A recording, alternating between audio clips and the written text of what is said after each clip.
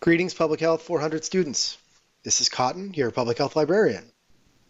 I'm sending out some videos addressing your individual group topics. And so these videos are going to be considerably shorter than the last one, but they're really going to focus entirely on your specific topic. If it feels like you're sort of being thrown into the deep end or you're just going kind of way too quickly in these videos, please go back and check the previous video that was sent over, as well as the how-to videos on the research guide. That can really give you some context on how these are working as searches. So without further ado, let's get started. Okay, so this video is dealing with the topic of chronic disease, and there's a few different ways to go about doing this. If you saw the earlier videos, always recommend using the mesh database down here. This lets us search for articles by subject rather than keyword, and that can be quite helpful. And we can see there are a few options here. I'm going to go with just the straight up chronic disease potential. So I click on this, and from here I can definitely just search for all of the chronic disease articles. There are many, many, many thousands of them, so that might not be the best idea. I will say that if you choose to use the general chronic disease subject heading, I would consider adding additional keywords. It might be the specific type of disease or actual disease itself or various other things. The other option is that you can go down here and focus on specific areas dealing with chronic disease. And so if we want to look at, say, ethnology and chronic disease, I can check this box. And then when I add it to Search Builder, it's searching for ethnology. And when I conduct my search, I'm going to get a smaller number of results back. Now that's still 3,000, so we'd want to narrow these down a little bit. Obviously, these are going back to 1986. But this is the general first step I would take. Now, if I want to add in more keywords up here, I can certainly do that. But that is how I would recommend starting your search in PubMed.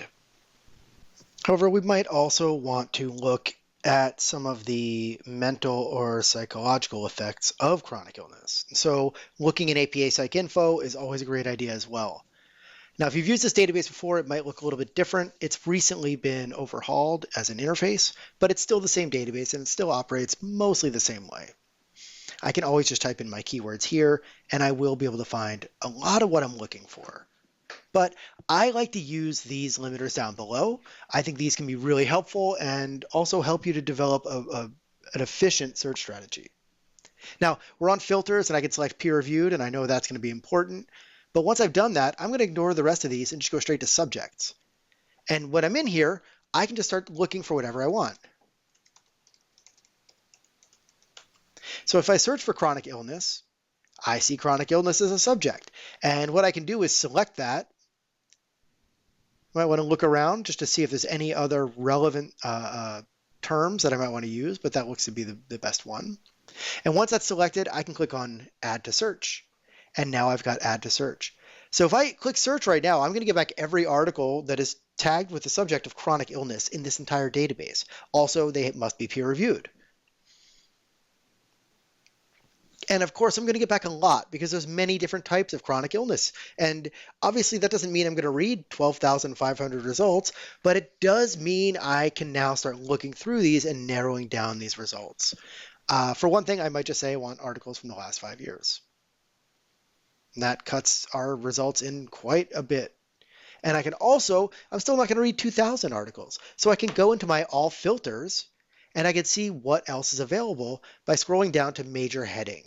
And when I open that up, I see chronic illness, which definitely makes sense as far as a subject heading, but I see other topics that also fall under this umbrella that are the prominent topics being discussed within the world of chronic illness. So it makes sense I would see comorbidities or major depression, COVID, mental health, self-management. These are all relevant to chronic illness, especially when we're looking at it through the lens of mental health or psychology.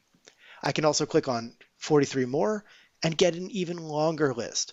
So if I have selected or have been given the topic of chronic illness, it might be a good idea to start looking through here for ways I can further narrow this down so that I'm focusing on a specific type of illness, a population, treatment, or an intervention. So that is really how I would recommend approaching this specific subject. And let's say if we want to focus on chronic illness and mental health, I can update that.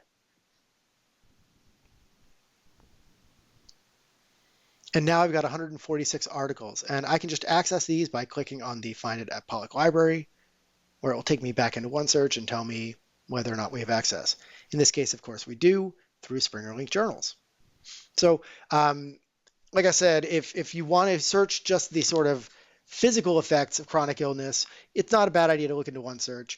If you want to focus on the mental and psychological aspects of chronic illness, I really recommend checking out APA Psych Info because it can be a very helpful tool to have. All right, so that's really what I have for today.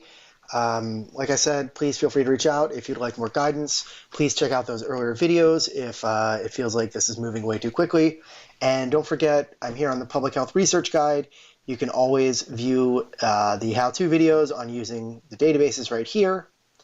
And you can also contact me with my information right there. So thank you for your time. Good luck with your research, and let me know what I can do to help. Have a great day.